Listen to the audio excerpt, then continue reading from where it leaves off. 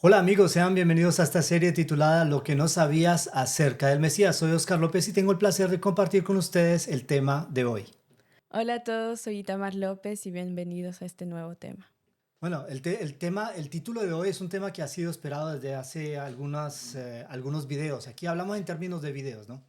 Porque son más o menos cada 15 días, más o menos. A veces tratamos de hacer lo mejor que podemos, pero hay momentos en que problemas diversos no nos impiden sacar los videos cada 15 días, pero tratamos de acompañarlos porque sabemos que ustedes son fieles.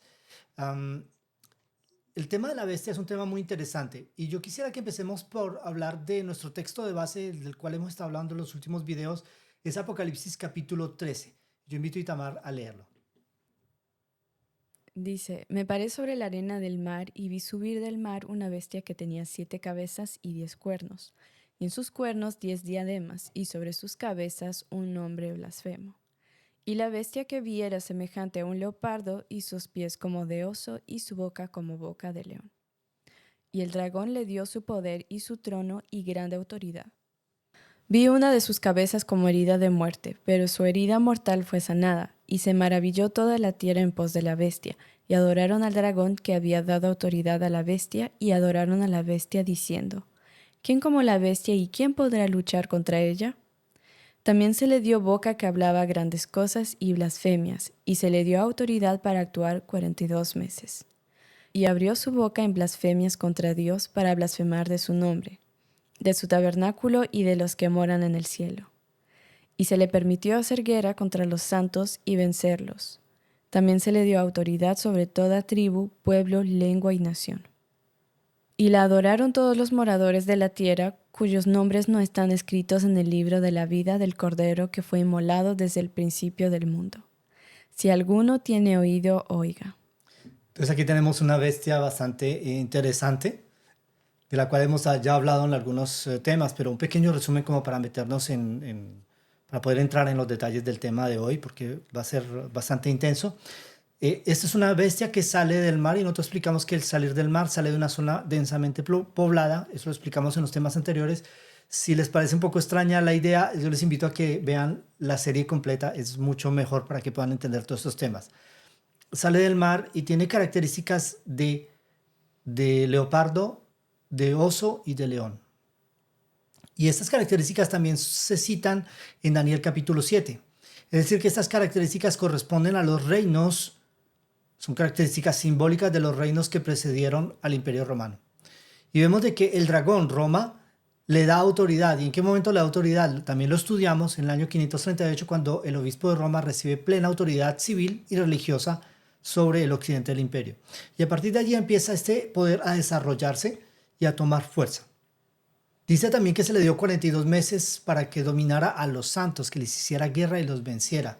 Ese es el periodo de dominación que empieza en el 538 y se termina 42 meses, es decir, 42 por 30 son meses lunares, dan 1260 días. Días proféticos equivalen a años literales, es decir, 1260 años de dominación. Y este periodo empieza en 568 y se termina 1260 años más tarde, exactamente en 1798, cuando las tropas del general Berthier llevan cautivo al Papa Pío VI. Esto es un elemento muy importante. Dice también que todos los moradores de la tierra le adoran. Y también habla de una herida mortal, y una herida mortal que es sanada. Esta es una cosa muy interesante. Y vamos a ver en ese tema cómo es que esta herida mortal es sanada y qué significa esta herida. Y el texto que sigue está en Apocalipsis 13, los versículos siguientes, versículo 10 que corresponde al bloque anterior, y los versículos siguientes que nos hablan de un nuevo personaje, una nueva bestia que entra en la escena. Si alguno lleva en cautividad, va en cautividad. Si alguno mata a espada debe ser muerto. Aquí está la paciencia y la fe de los santos. Después vi otra bestia que subía de la tierra, y tenía 2 cuernos semejantes a los de un cordero, pero hablaba como dragón. Y ejerce toda la autoridad de la primera bestia en presencia de ella, y hace que la tierra y los moradores de ella adoren a la primera bestia cuya herida mortal fue sanada. También hace grandes señales de tal manera que aún hace descender fuego del cielo a la tierra delante de los hombres. y engaña a los moradores de la tierra con las señales que se le ha permitido hacer en presencia de la bestia, mandando a los moradores de la tierra que le hagan imagen a la bestia que tiene la herida de espada y vivió. Y se le permitió infundir aliento a la imagen de la bestia, para que la imagen hablase e hiciese matar a todo el que no la adorase. Y hacía que a todos, pequeños y grandes, ricos y pobres, libres y esclavos, se les pusiese una marca en la mano derecha o en la frente, y que ninguno pudiese comprar ni vender, sino el que tuviese la marca o el nombre de la bestia, o el número de su nombre. Aquí hay sabiduría. El que tiene entendimiento cuenta el número de la bestia, pues es número de hombre, y su número es 666. Bueno, los temas anteriores vimos qué significa esto y vimos cómo esta bestia tiene características interesantes. Es un cordero, es decir, es un cordero y el símbolo del cordero a menudo en la Biblia se ha utilizado para representar al Hijo de Dios, al Mesías. Es un cordero que da un carácter cristiano, es decir, es una nación cristiana y que tiene dos cuernos. Esos dos cuernos son dos poderes. ¿Cuáles son esos dos poderes en esta nación cristiana que son los Estados Unidos? Es el republicanismo y el protestantismo. Y estos dos poderes, como los dos cuernos, están separados. ¿Y qué es lo que los separa? La Constitución americana, el principio de laicidad de la Constitución americana que separa a la iglesia y el Estado. Pero dice que esta bestia finalmente habla como dragón. Ese es un cordero, pero habla como dragón. Un poquito como la imagen que tenemos allí. Es un cordero que tiene una lengua y dientes de dragón. ¿Sí? Y este cordero que habla como dragón, ¿y a qué dragón hace referencia? En el mismo pasaje encontramos el dragón que es Roma. ¿Y qué hizo Roma? Le dio toda la autoridad a la primera bestia. Es decir, que Roma lo que hace es dar a un poder religioso todo el poder civil. Es decir, la unión iglesia y Estado. Es decir, que este cordero, que en su constitución tenía un principio de separación entre la iglesia y el Estado, deja de tenerlo en un momento dado. Y en el momento en que deja de tenerlo, va a hablar como habló Roma, es decir, va a producir una ley o un documento que une la iglesia y el Estado y le da poder a las iglesias para imponer obligaciones religiosas, de donde sale la marca de la bestia, que es la imposición de una obligación religiosa por la ley. Y esa obligación religiosa, ya lo vimos, es el domingo, tal como lo conocemos hoy, como el tema anterior que nos habló acerca del origen del verdadero domingo. Y hacía que a todos grandes y pobres y libres, es decir, todo mundo, se le pusiera una marca en la mano derecha o en la frente, es decir, voluntaria u obligada, como sea, pero se le ponía a todos. Y también sacará una ley, y esa ley va a declarar digno de muerte a todo aquel que se oponga a sus imposiciones y sus ideas. Y este es el esquema de Apocalipsis 13, pero para entenderlo tenemos que entenderlo en la globalidad, porque vemos que está conectado con diferentes temas de la Biblia. Y si vamos a una línea escatológica, ¿y qué es escatología? Es el estudio de los eventos finales. Exactamente, el estudio de los eventos finales de la historia de la humanidad. Y en una línea escatológica vamos a encontrar que no solamente trazamos una profecía, sino varias profecías que se interconectan unas con otras como mecanismos perfectos de un reloj que constituye el mensaje profético bíblico. Y es interesante saber cómo esto funciona y cómo están conectados estos diferentes temas. Entonces vamos a empezar por la lista de los documentos, de los pasajes que vamos a integrar en esta línea. Obviamente no vamos a tener el tiempo de leerlos completamente, excepto uno o dos, pero yo quería que los tengan en la pantalla para que ustedes puedan estudiarlos por sí mismos. Sobre Daniel 7 ya hemos tenido algunos temas sobre Daniel 7 en la serie misma y hemos hablado acerca de estos reinos que han dominado al pueblo de Dios. Apocalipsis 12 y Apocalipsis 13, cuando nos habla de los 42 meses, lo que acabo de explicar. Apocalipsis 14 y Daniel 8, 14, que nos habla del juicio investigador. Apocalipsis 13, una vez más, pero en su totalidad. Apocalipsis 17, 8 también vamos a citar. Daniel 11, 40 al 45 y Apocalipsis 18, lo vamos a encontrar allí. Y Apocalipsis 20. Bueno, esto para dar unos cuantos textos. Ahora, precisión, para aquellos que son amantes de la teología y que conocen perfectamente esos temas, van a encontrar de que el tema no es suficientemente profundo. Pero hay que entender de que es un tema que está destinado a darse en 30 minutos y que en 30 minutos explicar un tema completo de escatología es imposible. Entonces yo he escogido algunos de los temas y los he tratado lo mejor que hemos podido Pero una vez más, si ustedes quieren saber más acerca de esos temas, los invitamos a integrarse a nuestra Escuela de Teología Libre Veritate 4A. Nos pueden contactar y con gusto les daremos indicaciones para saber cómo pueden participar en las clases que se hacen en línea. No necesitan desplazarse, lo pueden hacer en su casa y en horarios que, bueno, dependen de las diferencias de horarios entre Europa y América Latina, pero pueden hacerlo si ustedes lo desean. Y empezamos con la línea de tiempo, la línea de abajo, esa línea negra que nos lleva del pasado al futuro. Y vamos a colocar una primera sección que corresponde a Daniel 7 y que ya estudiamos. Y una vez más, si ustedes tienen dudas en cuanto a estos temas, no duden en ver todos los temas, todos los videos de la serie. Va a ser mejor para que ustedes lo puedan entender. Los pueden ver cuantas veces sea necesario. Es muy importante poder entender los diferentes elementos que hemos dado en ellos. Y Daniel capítulo 7 empieza en el año 605 y en el año 605, ¿qué sucede? El reino de Judá pierde la autonomía y Nabucodonosor, que los dominó, nombra un rey que reina por él. Y el dominio babilonio sobre el pueblo de Dios, hay que saber que toda la profecía de Daniel habla del pueblo de Dios, es decir, el pueblo de Judá en ese entonces. Ese dominio de Babilonia sobre el pueblo de Dios va desde el 605 hasta el 539 antes de Cristo. Y en el 539 antes de Cristo suceden eventos muy importantes. Hay que saber que en el 539 Nabucodonosor ya había muerto y el que reinaba sobre Babilonia era su nieto Belsasar. En algunos idiomas se dice Belshazzar. Y Belsasar, en una noche en la cual se le da la sentencia de Mene, Mene, Tekel, Upharsin, ustedes lo van a encontrar en el libro de Daniel, van a ver que a partir de allí pierde el dominio los babilonios, es reemplazado Belsasar por los medo-persas y Darío empieza a reinar sobre Babilonia. El imperio medo-persa domina sobre el pueblo de Dios también porque domina todo el territorio de Judá y de Babilonia del año 539 hasta el año 331 a.C. Y en el año 331 a.C.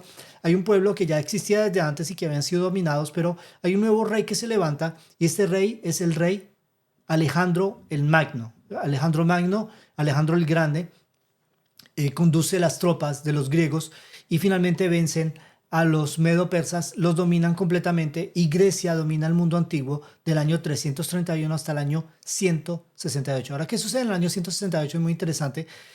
Años atrás, el pueblo de Israel, el pueblo de Judá, había hecho un pacto con Roma y ese era un pacto de protección.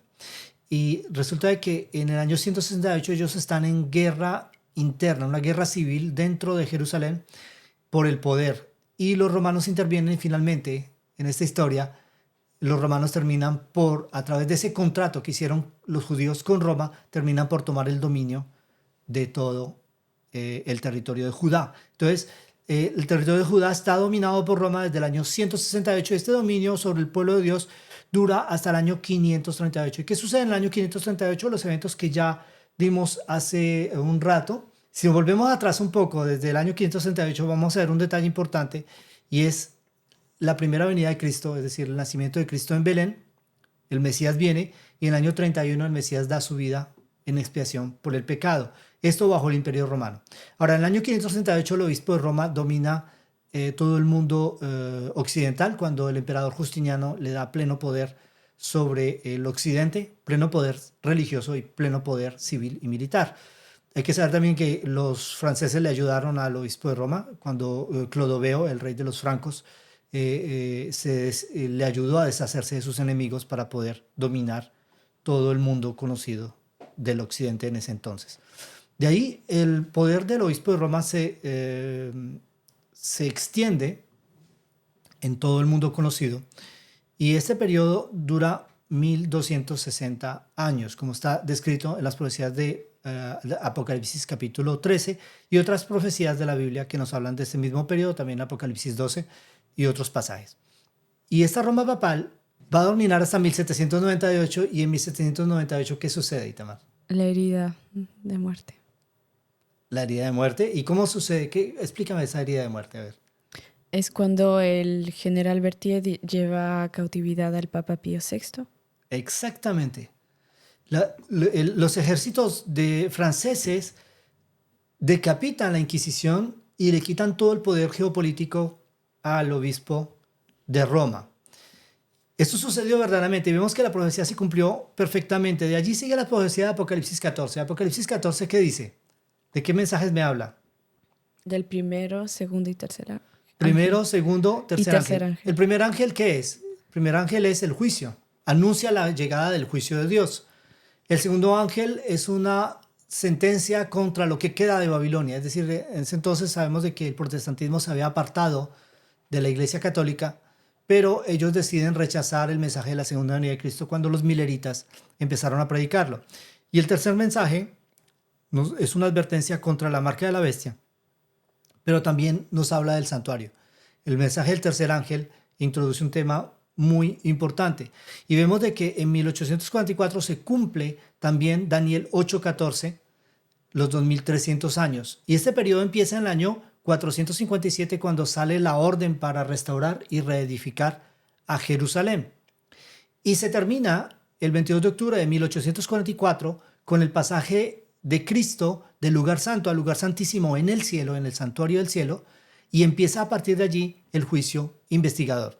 Encontramos también en esta línea Apocalipsis capítulo 13. Apocalipsis capítulo 13 nos habla de la bestia que tiene características múltiples, ¿no? Tiene características de leopardo, de oso y de león. Y encontramos también al dragón, que es Roma, que le da su autoridad. Entonces, vemos una vez más, Apocalipsis 13 cubre también estos eventos proféticos y nos lleva hasta el decreto de muerte. Apocalipsis capítulo 13 se termina con el decreto de muerte, pero se habla de una destrucción final en otros pasajes. En todo caso, dentro de este proceso de Apocalipsis capítulo 13 tenemos la imagen de la bestia y tenemos un evento mayor que es la ley dominical. La ley dominical o la marca de la bestia es una señal que es puesta como fidelidad a un sistema. Es un sistema que está opuesto a la ley de Dios. Entonces es importante entender esto. Ahora, Apocalipsis 17:8 nos dice algo muy interesante. Itamar, ¿lo puedes leer, por favor? Okay, y dice, la bestia que has visto era y no es, y está para subir del abismo e ir a perdición.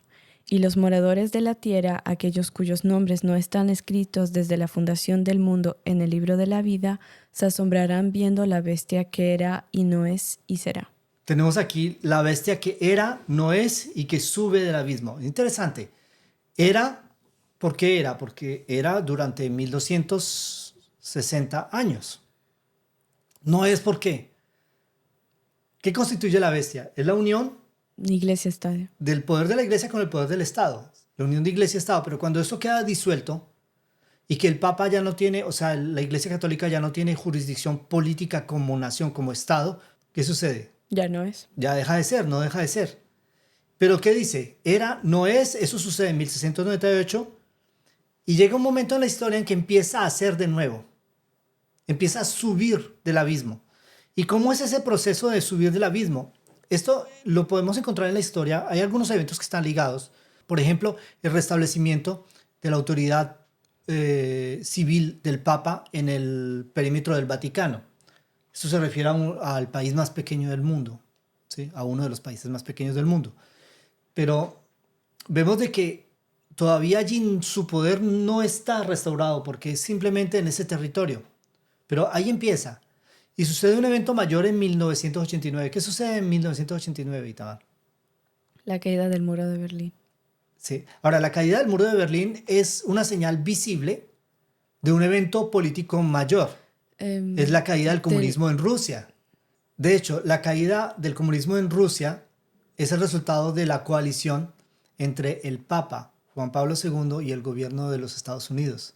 Y esta coalición tiene como efecto el destabilizar profundamente la sociedad rusa y provoca la caída del comunismo en Rusia, lo cual hace que una vez que el comunismo caiga, también el muro de Berlín ya no tiene sentido, porque el sistema es igual de un lado o del otro de Alemania.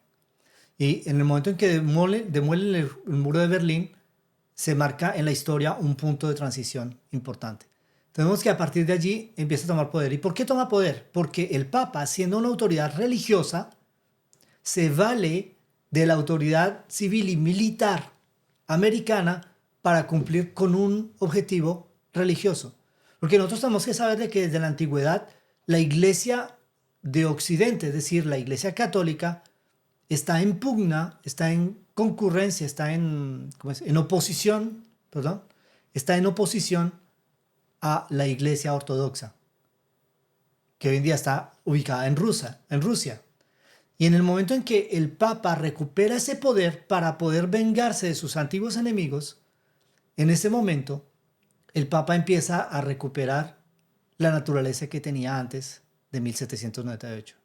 No está completamente recuperada, pero es un paso mayor en ese proceso de sanación de esa herida y la reconstrucción de esta bestia. Pero ese proceso queda plenamente consolidado cuando se dé la ley dominical. Cuando los Estados Unidos impongan el domingo como día de oración, eso va a ser la señal visible de un proceso que ya había empezado antes. Y yo siempre lo he dicho, muchas personas esperan que se dé la ley dominical para prepararse. Cuando la ley dominical se dé va a ser demasiado tarde, porque va a ser la señal visible de un proceso que ya está funcionando. Y nosotros podemos adherir a ese sistema u oponernos a ese sistema. Decidir que nos controlen o ser libres en nuestro pensamiento. Y de todo esto se trata. El Mesías permite que esto suceda para que nosotros podamos ser probados en cuanto a nuestra fidelidad. ¿Vamos a ser fieles a los hombres o vamos a ser fieles a Dios? Y dice que va a perdición. ¿Por qué? Porque después del decreto de muerte viene la segunda venida de Cristo y la destrucción total de todo este sistema. De allí también tenemos Daniel 11, 40 al 45, que nos habla de este conflicto entre el rey del norte y el rey del sur. Y es un tema muy interesante que tal vez tendremos la oportunidad de estudiarlo en una serie aparte, porque es toda una serie. Es muy, muy interesante. Estos pequeños, pocos versículos dan mucho de qué hablar. Y también encontramos Apocalipsis capítulo 18. Hay un texto que no aparece en esta serie, pero que ya lo hemos citado en algunas otras, de notas biográficas de Ellen G. White, donde ella describe una profecía en la que ella ve los edificios de Nueva York caer, quemados y caer completamente. Y dice que a partir de allí hay un punto de inflexión para el mundo y para la iglesia de Cristo. Y los eventos que suceden allí son eventos mayores que merecen ser citados en esta línea escatológica. En el 2001 tenemos un punto de avance mayor de este proceso. Empieza el mensaje de Apocalipsis 18. Y el mensaje de Apocalipsis 18 es el resumen del mensaje del primero, segundo y tercer ángel, pero con más fuerza. Entonces diría, el resumen es el refuerzo del mensaje del primero, segundo y tercer ángel. Es decir, es el mismo mensaje, pero con más intensidad y en una fase final, en la cual se va a terminar muy pronto. Nosotros estamos muy cerca de ese evento, de la ley dominical. Estamos muy cerca. ¿Cuánto? No lo sé, pero sé que estamos cerca. Los eventos nos indican que el tiempo se agota. Después de la segunda venida de Cristo, pues viene un periodo que está descrito en Apocalipsis capítulo 20, que es un periodo que es muy popular en el mundo cristiano. Se habla del milenio. Muchas personas tienen diferentes ideas acerca del milenio que va a pasar y hablan del Mesías. En el marco de esta serie, el tema que sigue va a ser justamente el milenio. Y yo les invito a que nos sigan en el próximo tema porque muchos cristianos tienen ideas falsas acerca del milenio temporal. Y al final de este milenio temporal viene la tercera venida de Cristo y la sentencia final, según Apocalipsis capítulo 20. La promesa es justamente poder ir al cielo y estar con Cristo por la eternidad. Aquí tenemos un pequeño resumen. Yo quisiera invitar a Itamar que nos lo lea. Este pequeño resumen nos va a ayudar a entender mejor las diferentes informaciones que hemos recibido o que hemos compartido. La bestia de Apocalipsis 13, que posee características de leopardo, oso y león y que emerge del mar, es una continuación de los poderes presentados en Daniel 7.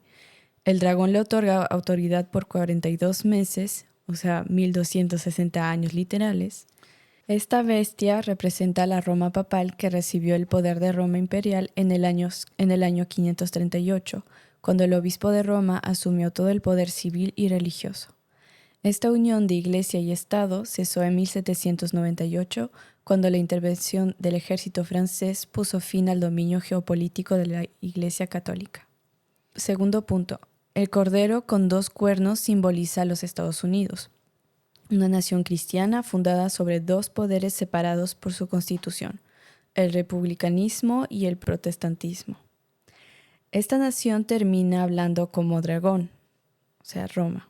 sanando la herida de muerte de la primera bestia. Cuando por intervención de las iglesias protestantes americanas se retirará el principio de separación Iglesia-Estado de la Constitución y las iglesias utilizarán el poder del Estado para imponer obligaciones religiosas, creando una imagen de la primera bestia. La imposición del domingo será la señal visible de este cambio. Según la profecía, esta imagen terminará por pronunciar un decreto de muerte contra los disidentes. Tercer punto. Según Apocalipsis 17, este poder que cesó en 1798 resurge. La herida de muerte, que se habla en Apocalipsis 13, dada en 1798 será sanada, proceso cuyo inicio se confirmó en los eventos de 1989 en la Unión Soviética, cuando el Papa se unió a los Estados Unidos para hacer caer el comunismo y comenzar a recuperar así su poder geopolítico. Este poder será plenamente restaurada con la ley dominical en los Estados Unidos. Cuarto punto. La marca de la bestia es la imposición de un día de adoración que se opone a la ley de Dios, representando el continuo de Daniel 8. En oposición, el sello de Dios es el sábado, caracterizando a aquellos que con libre conciencia deciden adorar al Creador de todas las cosas. Este es el pueblo del Mesías. Quinto punto. Según la profecía, al final de la controversia, el Mesías regresará para salvar a su pueblo y llevarlo al cielo y destruir a los malvados y sus obras. Esta es la esperanza de todo aquel que desea ser discípulo del Mesías bíblico. Bueno amigos, pues hemos prácticamente terminado el tema, pero antes de terminar el tema vamos a pasar a una sección de preguntas y respuestas y pues vamos a darle la palabra a Nicolás, que tiene una pregunta para nosotros hoy. ¿Por qué cuando se refieren al cordero de dos cuernos representa el protestantismo y el republicanismo, y cuando dice que habla como dragón se refiere a Roma? Ok. Gracias por la pregunta. Hay que entender una cosa que es muy interesante, es de que si nosotros vemos toda la línea lógica de este pasaje en el orden, tenemos los personajes, se nos habla de una bestia, ¿sí?, que sale del mar, ¿okay?, que tiene ciertas características de oso, de leopardo, de león. Ya. Esta bestia recibe el poder de la parte de ¿quién? Del dragón. Y explicamos que el dragón es Roma. Entonces, ¿el dragón qué hace? Habla para darle autoridad. ¿Okay? El dragón legisla o produce una ley que la autoridad. Explicamos de que en el año 538 el emperador Justiniano escribe una carta, un decreto, para darle toda la autoridad civil y religiosa al obispo de Roma en el Imperio de Occidente. Entonces, en este momento, el dragón, que es Roma, da toda la autoridad a la bestia. Ahora, cuando se nos habla del cordero porque es una nación cristiana, que tiene dos cuernos, son dos poderes, estos poderes son el protestantismo y el republicanismo, pero que finalmente, sorprendentemente, es un cordero, pero finalmente cuando abre la boca, ¿qué es? Habla como dragón. Es decir, que funciona o produce un mensaje, una ley, el hablar es legislar en profecía, produce una ley que es similar a la que produjo el dragón. ¿Y quién fue el dragón en este mismo pasaje? Es justamente Roma. Por eso colocamos ahí entre paréntesis Roma, es decir, hablando como dragón, Roma, es decir, el dragón aquí es Roma y el cordero hace lo mismo que el dragón, que es Roma. No sé, Nicolás, si ahí está más claro. Pensé que Roma, la iglesia Roma, que el Vaticano le daba autoridad a las iglesias de Estados Unidos. No. Es inclusive que ni siquiera es Roma el dragón. El dragón no es Roma papal, el dragón es Roma imperial. Y Roma imperial, en el momento en que el cordero actúa, Roma imperial ya no existe, históricamente ya no existe. Pero su forma de funcionar sigue existiendo, como su forma de gobernar o sus principios de imponer. Y el punto es de que en el momento en que el cordero produce una ley que une la iglesia y el Estado, mismo si no hace nada directamente por la Roma papal, está creando una imagen de lo que la Roma papal es. Y eso es lo que nos dice este pasaje, que crea una imagen de la bestia. Y se le da el poder de infundir aliento a esa imagen de la bestia. Es decir, de que esta imagen de la bestia, el hecho de hacer caer el principio de laicidad, el principio de separación iglesia-estado de la Constitución americana, esto es lo que le da finalmente la posibilidad a los Estados Unidos, al gobierno americano, de crear otras leyes o crear sentencias o dar sentencias sobre las personas que no acaten esas normas, esas reglas. Entonces, eso es darle vida. ¿Por qué? Porque ya empieza a entrar en vigor. Es como en caso de, bueno, me imagino que es lo mismo en todos los países, pero en el caso de Francia sale una ley, pero la ley no tiene vida, no tiene eficacia hasta que no se haga lo que se llama un decreto de aplicación. Y cuando se firma el decreto de aplicación, los jueces ya pueden aplicar esa ley. Es decir, que alguien que no respeta esa ley va a ser sancionado a partir del momento en que se firme el decreto de aplicación. Y eso es el darle vida a la imagen de la bestia, que en realidad es una ley. Es un cambio de la Constitución americana para esto. Una cosa interesante, y aprovecho la pregunta de Nicolás para agregar esta información que es importante. El principal candidato a la Casa Blanca como presidencia de Estados Unidos es Donald Trump. En todo caso, es uno de los favoritos en la lista. Y si él llega, uno de sus proyectos es quitar el principio de separación iglesia-estado de la Constitución americana. ¿Por qué? Porque él está ampliamente financiado por las iglesias evangélicas americanas. Y las iglesias evangélicas americanas quieren imponer la observancia del cristianismo como una obligación legal en Estados Unidos. Y ya lo han logrado en ciertas áreas de la administración americana, pero no de una manera general y claramente definida por la ley. Lo que ellos quieren es de que la ley americana cambie y que el principio de separación iglesia-estado quede abolido para ellos poder tomar el control y utilizar el poder civil para imponer obligaciones religiosas. Y esto es justamente la imagen de la bestia. Bueno, amigos, ha sido un placer compartir este tema con ustedes. Espero que el tema haya quedado suficientemente claro. Y una vez más, si ustedes tienen dudas, pueden consultar el resto de los videos de la serie. Y si las dudas persisten, no duden en contactarnos. Con mucho gusto aportaremos respuestas si está en nuestro poder. Fue un placer acompañarlos en este tema y bueno, los esperamos para el próximo video. Que Dios les bendiga, que Dios bendiga su curiosidad. Nos vemos dentro de 15 días con el siguiente video de esta serie. Y no se olviden, vamos a hablar acerca del milenio. Hasta la próxima. Bye, bye.